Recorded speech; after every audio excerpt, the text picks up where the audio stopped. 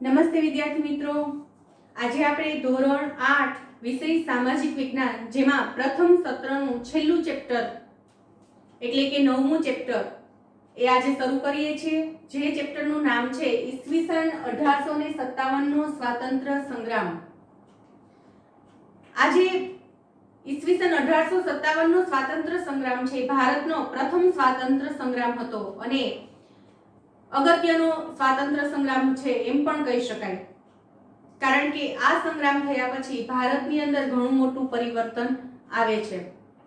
બરાબર, 1857 નો જે સ્વાતંત્ર્ય સંગ્રામ છે એ સંગ્રામ થવા પાછળના કારણો ઘણા બધા છે। ખાસ કરીને આપણે જોઈએ ભારતની અંદર વિવિધ યુરોપી પ્રજાઓનું આગમન।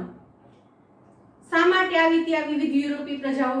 તો કે ભારતની અંદર વેપાર અર્થે વિવિધ યુરોપી પ્રજાઓ આવી હતી। ધીમે ધીમે ભારતની સમૃદ્ધિ જોઈ અને એમના માનસમાં એક લાલચ વૃત્તિ છે જન્મ પામે છે અને એ વેપારી મટી અને શાસક બને છે। એમાં સૌથી છેલ્લે શક્તિશાળી યુરોપી પ્રજા અંગ્રેજો છે એ સાબિત થાય છે અને અંગ્રેજો છેવટ સુધી ભારતને પોતાના તાબા નીચે, પોતાના વર્ચસ્વ નીચે રાખે છે। ફ્રેન્ચ છે, પોર્ટુગીઝો છે, એ લોકોના સંસ્થાનો સીમિત રહે છે ભારતની અંદર, પણ અંગ્રેજો છે ધીમે ધીમે સમગ્ર ભારતમાં પોતાનો કબજો છે જમાવે છે। વિદ્યાર્થી મિત્રો, ઇતિહાસ આપણે શા માટે ભણીએ છીએ? આપણને એમ થાય કે 1857 નો સ્વાતંત્ર્ય સંગ્રામ શું હવે ઇતિહાસમાં જે ઘટના ઘટી ગઈ એ આપણે ગોખવાની ને સાંભળવાની, આમ થયું તેમ થયું, પણ વિદ્યાર્થી મિત્રો આપણે જે ભૂતકાળમાં ભૂલ કરી છે એ ભૂલ આપણે ભવિષ્યમાં ન કરીએ, વર્તમાનમાં ન કરીએ, એના માટેથી ઇતિહાસ છે આપણે શીખવાનું હોય છે। બરાબર, શું આપણે ભૂલ કરી? સૌપ્રથમ આપણી ભૂલ એ હતી કે આપણે યુરોપી પ્રજાઓને ભારતની અંદર વેપાર કરવા માટે આવવા દીધી। જો એ લોકોને ભારતની અંદર વેપાર અર્થે જ ન આવવા દીધી હોત તો ભારતને જે આ ગુલામી ભોગવવી પડી એ પ્રશ્ન જ ના ઉભો થાત। ભારતને અમુક પોતાના પ્રદેશ છે એમાંથી અલગ રાષ્ટ્ર બન્યું, જેમ કે ભારત પાકિસ્તાન એક હતું, એમાંથી પાકિસ્તાનનું વિભાજન થયું। શા કારણે? અંગ્રેજોના લીધેથી। બરાબર, તો આપણે જે સૌથી મોટી ભૂલ કરી કે યુરોપી પ્રજાઓને ભારતની અંદર વેપાર અર્થે આવવા દીધી, એ જ ભૂલ છે આપણે ફરી પાછી ન દોહરાવીએ એના માટેથી આપણે ઇતિહાસ છે શીખવાનું હોય છે। એ સિવાય બીજી ભૂલ કઈ? અંદરો અંદર આપણે જે લડાઈ ઝઘડા કરીએ છીએ પરિણામે ત્રીજી વ્યક્તિ છે એમાં ફાવી જતી હોય, તો આપણે અંદરો અંદરના જે લડાઈ ઝઘડા છે એના લીધેથી બહારની પ્રજાઓ છે પોતાનો રોટલો શેકીને જતી રહી। બરાબર, તો ઇતિહાસ ભણવા પાછળનું કારણ એ કે તમે આપણે જે ભૂતકાળમાં ભૂલો કરી ગયા છીએ એ ભૂલો ફરી પાછી ન દોહરાવીએ। હવે વાત કરીએ છીએ આપણે ઈસવીસન 1857 નો સ્વાતંત્ર્ય સંગ્રામ। ઈસવીસન 1857 નો સ્વાતંત્ર્ય સંગ્રામ થવા પાછળનું કારણ યુરોપી પ્રજાઓની નીતિ રીતિ। અંગ્રેજોની જે નીતિ રીતિ છે સૌથી મોટું કારણ છે કે એમણે ભારતના ભોગે પોતાના રાષ્ટ્રને સમૃદ્ધ કરવાની જે એમની મનેચ્છા હતી એ સૌથી અગત્યનું કારણ છે।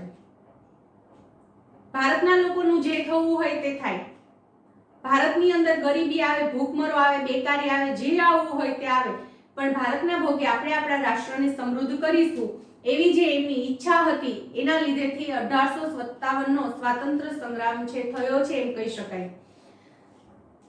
ભારતમાં સત્તા મેળવવા માટે જે આ વિવિધ યુરોપી પ્રજાઓ છે એમની હોડ લાગી હતી। હોડ લાગવી એટલે કે સ્પર્ધા થતી હતી। ભારતની અંદર ફક્ત એવું નહોતું અંગ્રેજોનું એકનું શાસન હતું, સૌપ્રથમ છે ફિરંગીઓ આવ્યા, પછી વલંદાઓ આવ્યા, ફ્રેન્ચ આવ્યા, અંગ્રેજો આવ્યા। તો આ બધી જે પ્રજાઓ છે યુરોપી પ્રજાઓ એ ભારતની અંદર સ્પર્ધામાં હતી। અમે સર્વશ્રેષ્ઠ એ સાબિત કરવા માંગતી હતી। કોઈ પણ ભોગે પોતે છે ભારતની અંદર પોતાનું શાસન જમાવવા માંગતી હતી, એટલે બધાએ પોતપોતાની રીતે શોષણ કર્યું। એમાં સૌથી વધારે શોષણ કરનાર છે અંગ્રેજો સાબિત થયા। બરાબર, હવે આપણે જોઈએ કે 1857 નો જે સ્વાતંત્ર્ય સંગ્રામ છે શા માટે થાય છે? તો કે ભારતીય પ્રજાઓની અંદર જે અસંતોષ હતો એ અસંતોષ છે એની પરાકાષ્ઠાએ પહોંચે છે, કારણ કે અંગ્રેજોની એક નીતિ હતી સૌથી છેલ્લે શક્તિશાળી પ્રજા તો કે અંગ્રેજોએ કોઈ ભારતના ભોગે પોતાના રાષ્ટ્રને સમૃદ્ધ બનાવવું, ભારતના લોકોનું શોષણ કરવું, એમની જે એમાં આપણે કહી શકીએ કે એમની આ જે વૃત્તિ હતી એ વૃત્તિને લીધે ભારતની પ્રજાઓની અંદર અસંતોષ છે ચરમસીમાએ પહોંચી ગયો અને આ અસંતોષનું કારણ જ 1857 નો સ્વાતંત્ર્ય સંગ્રામ થાય છે. ચાલો જોઈએ આપણે 1857 નો સ્વાતંત્ર્ય સંગ્રામ થવા પાછળના કારણો કયા કયા છે. તો કે 1857 નો સ્વાતંત્ર્ય સંગ્રામ ઉદ્ભવ થવા પાછળના કારણ, એનું પહેલું કારણ છે સામાજિક અને ધાર્મિક કારણ. અંગ્રેજોએ શું શરૂ કર્યું? ભારતના લોકોને ધર્મ પરિવર્તનના માર્ગે લઈ ગયા.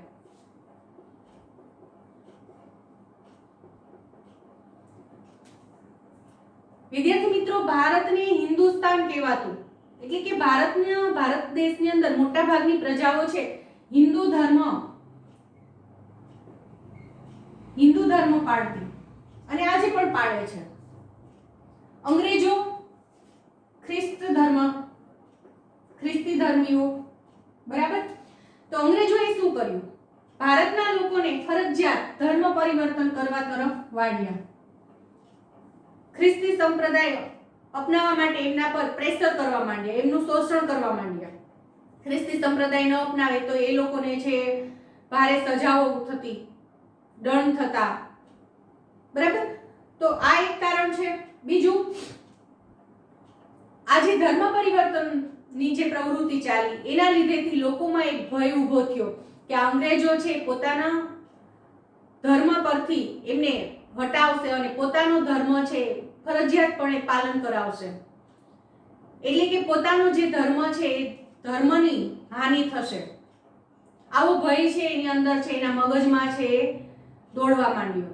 બરાબર, સ્વાભાવિક છે, આપણને પણ ધર્મ પરિવર્તન કરાવે તો ન ગમે. સ્વૈચ્છિક છૂટ છે, ધર્મ પરિવર્તન કરવું હોય, અન્ય સંપ્રદાય અપનાવવો હોય તો કરી શકાય છે, અંગીકાર કરી શકાય છે, પણ અહીંયા ફરજિયાતપણે હતું હિન્દુ મટી અને તમારે ખ્રિસ્તી ધર્મ અંગીકાર કરવો. બીજું, રેલવે છે, લશ્કર છે,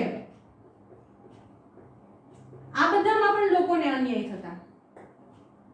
આપણને ખ્યાલ હશે કે ગાંધીજી છે દક્ષિણ આફ્રિકાથી પરત ફરે છે ત્યારે ભારતની અંદર પણ કાળા ગોરાનો ભેદભાવ જોવા મળતો હતો. દક્ષિણ આફ્રિકામાં પણ કાળા ગોરાનો ભેદભાવ જોવા મળતો હતો. અંગ્રેજો છે પોતાની ગોરી પ્રજા માનતી, ભારતીયો છે, આફ્રિકનો છે, બધા એમને કાળી પ્રજા, કારણ કે આપણો રંગ છે ગૌવર્ણો છે, આફ્રિકનો તો સાવ એમનો રંગ શ્યામ છે, બરાબર. તો આ કાળા ગોરાના ભેદભાવની નીતિમાં શું હતું?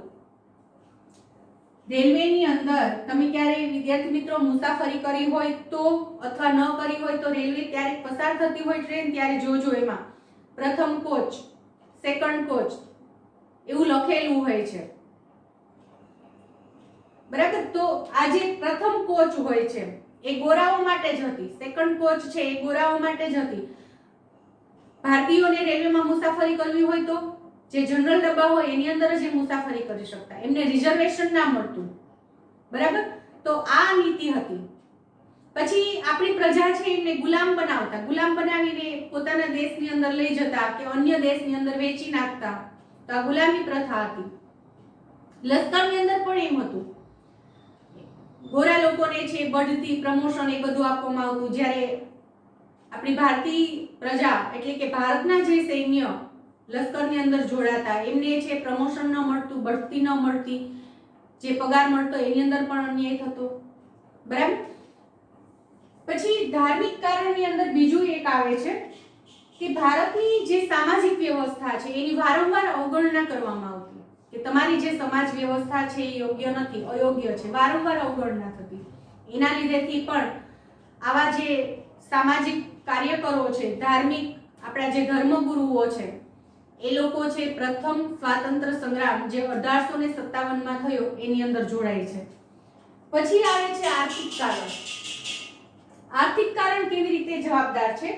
એ સમયે અંગ્રેજોની જે આર્થિક નીતિ હતી કે ભારતના ભોગે ઇંગ્લેન્ડને સમૃદ્ધ બનાવવું, એના લીધેથી ભારતના જે ખેડૂતો છે એ પાયમાલ થાય છે, જમીનદારો છે એમણે પણ ખૂબ અન્યાય સહન કરવો પડ્યો. ભારતની આખી જે વ્યવસ્થા હતી એ વ્યવસ્થા પડી ભાંગે છે. ખેડૂતો પર આકરો કર છે નાખવામાં આવતો, ઉત્પાદન થાય કે ના થાય એમણે જે અંગ્રેજ સરકારે જે કર પેટે રકમ નક્કી કરી હોય એ રકમ તો એમણે ભરવાની જ, બરાબર. અને આ જે બધો કર એકત્રિત કરતા એ પોતાના દેશમાં લઈ જતા, ઇંગ્લેન્ડમાં. તો તો ભારતના ભોગે પોતાના રાષ્ટ્રને સમૃદ્ધ કરવાની જે એમની મનેચ્છા હતી એ છે આર્થિક કારણ. એના લીધેથી પણ ખેડૂતો છે, જમીનદારો છે, એ બધા છે સ્વાતંત્ર્ય સંગ્રામની અંદર જોડાય છે. ત્યાર પછી આવે છે રાજકીય કારણ. વિદ્યાર્થી મિત્રો 1764 માં બક્સરનું જે યુદ્ધ થાય છે ત્યાર પછી અંગ્રેજ સરકાર છે એન કેન પ્રકારે પોતાનો વિસ્તાર કરવા માંગે છે, એટલે કે વિસ્તારવાદી નીતિ અપનાવે છે. કોઈ પણ ભોગે ભારતના જે દેશી રજવાડા હતા એ રજવાડાનું શોષણ કરવું, રજવાડા પાસેથી વધુ પ્રમાણમાં જે ઉપજાઉ પ્રદેશ છે કેવી રીતે પડાવી લેવા, કર કેવી રીતે પડાવી લેવો, બરાબર. તો આ બધી નીતિ રીતિ એમની ચાલી. તમને ખ્યાલ જ છે સહાયકારી યોજના, લોર્ડ ડેલહાઉસીની ખાલસા નીતિ. વિસ્તારવાદી યોજના શું હતી વિદ્યાર્થી મિત્રો? જેની અંદર સહાયકારી યોજના આપણે જોઈએ વેલેસ્લીની. તો વેલેસ્લીની સહાયકારી યોજનામાં તો એ સહાયકારી યોજના એવી હતી કે આ જે સહાયકારી યોજના સ્વીકારે છે ભારતીય દેશી રજવાડું કે રાજા, એમણે અમુક અંગ્રેજ સૈન્ય છે પોતાના રાજ્યની અંદર રાખવું, એનો તમામ ખર્ચ છે જે તે રાજ્યએ ઉપાડવો, અથવા તો એ રાજ્ય એનો ખર્ચ ન ઉપાડે તો એ સૈન્યના ભરણ પોષણ પેટે એમનો અમુક સમૃદ્ધ પ્રદેશ છે એમને આપવાનો. પોતાનું જે રાજ દરબાર છે એની અંદર એક અંગ્રેજ પ્રતિનિધિ ફરજિયાતપણે રાખવાનો. કોઈની પણ સાથે યુદ્ધ કરવું હોય, સંધિ કરવી હોય તો અંગ્રેજોની એમણે પરમિશન લેવાની. બીજું, કોઈની સાથે જ્યારે લડાઈ થાય, યુદ્ધ થાય ત્યારે અંગ્રેજ સૈન્ય જે રાખ્યું છે એનો એ ઉપયોગ ન કરી શકતા, બરાબર. તો આ છે એમની સહાયકારી યોજના, ડેલહાઉસીની ખાલસા નીતિ. કોઈ પણ ભોગે ભારતીય રાજાઓ જે છે, રજવાડાઓ છે, એમને ખાલસા કરવા અને અંગ્રેજ શાસન નીચે જોડી દેવા, જેનો ભોગ બને છે ઝાંસીની રાણી લક્ષ્મીબાઈ. એની અંદર કેવી નીતિ હતી? એ સમયમાં એવું હતું કે જે રાજા છે પુત્ર અવસાન પામે તો એ દત્તક પુત્ર લઈ શકતો. અંગ્રેજોએ શું કર્યું? દત્તક પુત્ર અધિકાર નાબૂદ કર્યો અને જે રાજા પુત્ર અવસાન પામે તો એમનું રાજ્ય છે ખાલસા કરીને અંગ્રેજ શાસન નીચે જોડી દેવું. પોતાના રાજ્યની અંદર ગેરવહીવટ ચાલે છે, યોગ્ય વહીવટ નથી કરી શકતા, એ બહાના નીચે ખાલસા કરવું અને અંગ્રેજ શાસન નીચે જોડી દેવું. તમે શાસન ચલાવવા માટે સક્ષમ નથી એવું બહાનું કાઢવું. તો આવા કોઈ પણ બહાના નીચે અંગ્રેજ શાસન નીચે ભારતીય રાજાઓને, ભારતીય રજવાડાઓને જોડી દેવા અને પોતાના અંગ્રેજ શાસનનો વિસ્તાર કરવો, બરાબર. તો આ છે રાજકીય કારણ. એના લીધેથી ભારતના જે રજવાડાઓ છે કે આ ખાલસા નીતિનો ભોગ બનેલા, સહાયકારી યોજનાનો ભોગ બનેલા જે રજવાડાઓ છે એ લોકો છે 1857 ના સ્વાતંત્ર્ય સંગ્રામની અંદર જોડાય છે, કારણ કે એમને ખૂબ અન્યાય થયો હતો. ત્યાર પછી આવે છે લશ્કરી કારણ. લશ્કરી કારણ શું હતું? એ સમયે અંગ્રેજો છે લશ્કરની ભરતી કરતા, એમાં 6:1 નો રેશિયો હતો. 6 અંગ્રેજ પ્રતિનિધિ હોય તો સામે એક ભારતીય. તો એ 6:1 નો જે રેશિયો છે અન્યાયકારી રેશિયો હતો. એવી જ રીતે પગારની અંદર પણ એમ હતું કે ભારતીય સૈનિક જે છે, જે લશ્કરમાં જોડાયો છે, એમને માસિક 7 રૂપિયા પગાર મળતો, જ્યારે અંગ્રેજ જે લશ્કરમાં જોડાય છે એમને માસિક 150 રૂપિયા પગાર મળતો. તો આ પણ એક અન્યાય હતો. બીજું, ભારતીય સૈનિકોને પોતાની ઈચ્છા ન હોય છતાં પણ એમને અંગ્રેજ તરફથી અન્ય રાષ્ટ્ર સાથે યુદ્ધમાં જોડાવવું પડતું. એટલે પ્રાચીન સમયમાં, એ સમયે આપણા દેશની અંદર આપણી ધાર્મિક માન્યતા એવી હતી કે દરિયો પાર કરીને જવાય નહીં, અને દરિયો પાર કરીને જે જતા એમને સમાજમાંથી બહાર ફેંકી દેવામાં આવતા, એટલે કે એમની સાથે બધા વ્યવહાર છે તોડી નાખવામાં આવતા. તો અંગ્રેજો છે આ જાણતા હતા, છતાં પણ આ જે લશ્કરમાં જોડાયા હોય સૈનિકો, એમને ફરજિયાતપણે દરિયો ઓળંગી અને બીજા રાષ્ટ્ર સાથે યુદ્ધમાં જોડાવવું પડતું. પરિણામે આ લશ્કરની અંદર પણ ભારતીય જે સૈનિકો છે એમાં અસંતોષ ઊભો થયો. પરિણામે એ લોકો પણ 1857 ના સ્વાતંત્ર્ય સંગ્રામની અંદર જોડાયા. ત્યાર પછી આવે છે તાત્કાલિક કારણ. 1857 નું તાત્કાલિક કારણ કયું હતું? તો 1857 નું તાત્કાલિક કારણ કે 1857 માં જાન્યુઆરી મહિનામાં બરાકપુરની જે છાવણીઓ છે એ સમયમાં પલટન કહેવાતું, બરાબર. તો એક એનફિલ્ડ રાઇફલ છે એનો ઉપયોગ કરવા માટે આપવામાં આવ્યું. હવે આ એનફિલ્ડ રાઇફલ છે એની અંદર જે કારતૂસ વપરાતી એ કારતૂસના મોઢા પર એટલે કે કારતૂસ પર ગાય અને ડુક્કરનું જે ચરબી છે એ ચરબી લગાડેલી હતી. હવે એ સમયમાં ગાય છે હિન્દુ ધર્મ માટે પવિત્ર ગણાતી અને ડુક્કર છે મુસ્લિમ સંપ્રદાય માટે અપવિત્ર હતું અને છે. તો આ જે હિન્દુ અને મુસ્લિમ સૈનિકો જે અંગ્રેજ સરકારની અંદર જોડાયા હતા, અંગ્રેજ આ સૈનિકની અંદર જોડાયા હતા અને પછી આ કારતૂસની ખાસ એવું હતું કે એને મોઢેથી તોડી અને પછી જ તમે ઉપયોગ કરી શકતા. તો ગાય છે આપણા માટે પવિત્ર હોય હિન્દુ ધર્મ માટે, તો એને મોઢે આપણે એમનું માંસ અડાડવું એટલે કે આપણે આપણી ગાય છે પૂજનીય છે એને માતા માનીએ છીએ, તો માતાને આપણે એમને મારી અને એમનું માંસ ખાવું એના જેવી પરિસ્થિતિ થઈ. મુસ્લિમો છે ડુક્કરને અપવિત્ર માનતા એટલે એમનું માંસ છે મોઢે અડાડે નહીં. તો આ કારતૂસ જે છે એ કારતૂસ પર ગાય અને ડુક્કરની ચરબીનો ઉપયોગ થતો અને એ મોઢેથી તોડી અને પછી વપરાતી. તો એ આ જે કારણ છે એ કારણ રજૂ કરે છે આ સૈનિકો અંગ્રેજ અધિકારીઓ સામે કે ભાઈ અમે આ કારતૂસ નહીં વાપરી કારણ કે એમાં ગાય અને ડુક્કરની ચરબીનો ઉપયોગ થયો છે અને જે હિન્દુઓ માટે પવિત્ર છે મુસ્લિમ માટે અપવિત્ર છે. તો અંગ્રેજ અફસરો તરફથી એમને જે સંતોષકારક જવાબ જોઈતો હોય એ સંતોષકારક જવાબ મળતો નથી. પરિણામે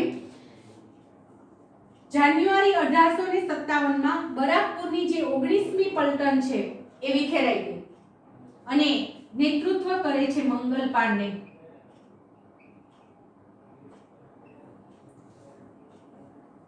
અને ત્યાંથી 1857 ના સંગ્રામની શરૂઆત થાય છે, બરાબર. તો આ છે 1857 નો સંગ્રામ થવા પાછળનું તાત્કાલિક કારણ, બરાબર. તો 1857 નો જે સંગ્રામ થાય છે એ સંગ્રામનો નિચોડ આપણે એવો કાઢી શકીએ કે ભારતીય પ્રજાઓમાં કોઈને કોઈ રીતે અસંતોષ છે વ્યાપેલો હતો. એ સમયની અંદર આપણે આ જે સામાજિક ધાર્મિક સુધારણા છે કારણ છે એની અંદર એ પણ આપણે કહી શકીએ કે આ જે અંગ્રેજ અધિકારીઓ છે એને ભારતની જે સમાજ વ્યવસ્થા છે એની અંદર દખલગીરી શરૂ કરી. કેવી રીતે?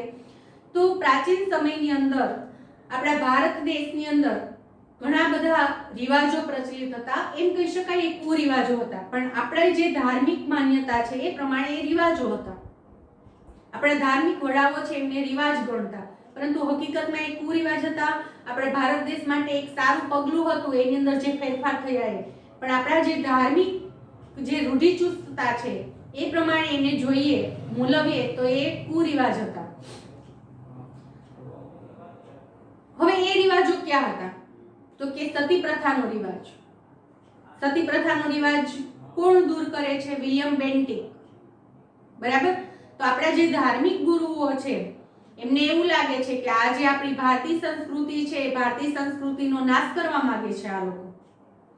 હકીકતમાં સતી પ્રથા નાબૂદીનો જે કાયદો ઘડે છે વિલિયમ બેન્ટિક એ ખૂબ સારો કાયદો હતો, કારણ કે એ સમયની અંદર કોઈ પણ સ્ત્રી છે એમનો પતિ મૃત્યુ પામે તો એમની વિધવાએ ફરજિયાત જીવતા એમના પતિનું માથું પોતાના ખોળામાં લઈ અને અગ્નિમાં બળીને ભસ્મ થઈ જવાનું હતું. જીવતા જીવ પોતાનો જીવ કાઢી દેવાનો એ કુરિવાજ હતો. પછી ડેલાહોસી તો કે વિધવા પુનઃ વિવાહ ધારો પસાર કરે છે. એ સમયમાં ભારતની અંદર પેટે ચાંદલો કરવો, ઘોડિયા લગ્ન, બાળ લગ્ન આ બધા કુરિવાજો પ્રચલિત હતા. હજી તો દીકરા દીકરીનો જન્મ ન થયો હોય, બે મિત્ર હોય સામસામે બેસીને નક્કી કરી લે તારી ઘરે દીકરીનો જન્મ થાય મારા ઘરે દીકરાનો જન્મ થાય તો આપણે બંને વેવાય, ચાલો ગોળ ધાણા ખાઈ લો. પછી ઘોડિયા લગ્ન, બંનેને ત્યાં બાળકનો જન્મ થઈ ગયો છે, એકને ત્યાં દીકરીનો જન્મ છે, એકને ત્યાં દીકરાનો જન્મ છે, તો એ લગ્ન નક્કી કરી નાખે મોટા થાય એટલે આપણા છોકરાઓના લગ્ન કરીશું આપણે, ચાલો ગોળ ધાણા ખાઈ લો. પછી બાળ લગ્ન, નાનપણમાં હજી 8-10 વર્ષની ઉંમર હોય ત્યાં લગ્ન થઈ જતા. તો આ જે ધારા છે એમાં વિધવા પુનઃ વિવાહ ધારો એ પસાર કરવાની શા માટે જરૂરિયાત ઊભી થઈ? તો ઘણી વખત એવું બનતું કે એ સમયમાં નાનપણમાં લગ્ન થઈ ગયા હોય દીકરા દીકરીના અને દીકરો મૃત્યુ પામે તો એમની પાછળ એમની જે પત્ની છે, જે દીકરી છે, એ દીકરીએ આખું જીવન વિધવા તરીકે પસાર કરવામાં આવતું અને એ સમયે વિધવાની સાથે ખૂબ જ અન્યાય થતો. વિધવાને એક નાની ઓરડી આપી દીધી હોય, એ ઓરડીમાં જ પોતાનું જીવન વ્યતીત કરવું પડતું. પોતે કોઈ સાજ શણગાર ના કરી શકે, એમનું કોઈ મોઢું ના જોવે, કોઈ સારા કાર્યમાં ભાગ ના લઈ શકે, એમને અપશુકન્યા ગણવામાં આવતી. એટલે કે એ દીકરીને જીવતા જીવ મારી નાખવા જેવી ઘટના ઘટતી અને આખી જિંદગી જીવે ત્યાં સુધી એકલવાયું જીવન છે એમને જીવવું પડતું.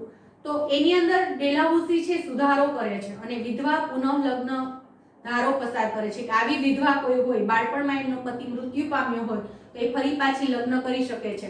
તો ખરેખર ભારત માટે ખૂબ સારું પાસું હતું. પરંતુ આપણા જે ધાર્મિક વડાઓ છે, ધર્મગુરુઓ છે, એ લોકો એવું માનતા થયા કે આપણી સંસ્કૃતિનો નાશ કરવા માંગે છે અને પરિણામે આ ધાર્મિક વડાઓ છે અને સમાજના જે અગ્રણીઓ છે એમને પણ એવું લાગ્યું અને પરિણામે એ લોકો પણ 1857ના સ્વાતંત્ર્ય સંગ્રામની અંદર જોડાય છે.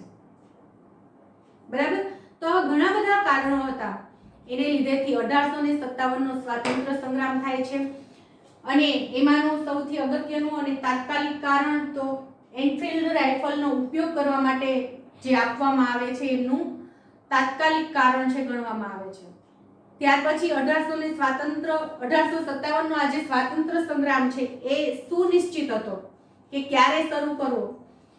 ધીમે ધીમે આ જે બધા પરિણામો આવતા ગયા, આ બધા જે કારણો આપણી સમક્ષ આવતા ગયા અને છેલ્લું જે તાત્કાલિક કારણ આપણે એનફિલ્ડ રાઇફલનો જે ઉપયોગ છે એ ઉપયોગ છે એ તાત્કાલિક કારણ છે થયું અને એના લીધેથી 1857નો જે સ્વાતંત્ર્ય સંગ્રામ છે જે તારીખે નક્કી કર્યો હતો એ તારીખ કરતા વહેલો શરૂ થઈ જાય છે. પરિણામે આપણને આ સ્વાતંત્ર્ય સંગ્રામનું જે પરિણામ મળવું જોઈએ એ પરિણામ મળી શકતું નથી. બરાબર.